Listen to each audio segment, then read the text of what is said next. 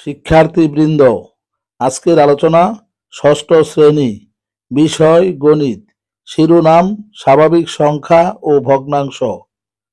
অনুশীলনী 1.3, প্রশ্ন নং 7।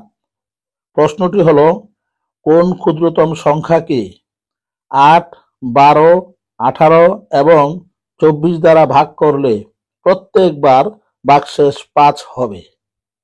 লক্ষ্য করো, এখানে 8-এর মৌলিক গুণনীয়ক 2 3টি, 12-এর মৌলিক গুণনীয়ক 2 2টি, 3 1টি, 18-এর মৌলিক গুণনীয়ক 2 1টি, 3 2টি, আবার 24-এর মৌলিক গুণনীয়ক 2 3টি এবং 3 1টি। নিচের ছকটি থেকে পাই প্রদত্ত সংখ্যা মৌলিক গুণনীয়কের সর্বোচ্চ মান।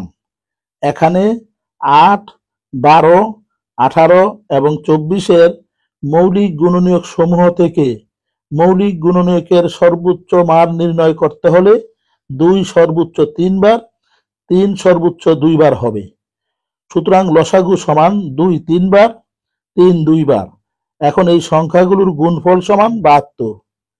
প্রশ্ন মতে নির্ণয় ক্ষুদ্রতম সংখ্যা বিয়োগ ভাগশেষ 5 সমান 72। সুতরাং নির্ণয় ক্ষুদ্রতম সংখ্যা সমান 72 যোগ 5 সমান 77।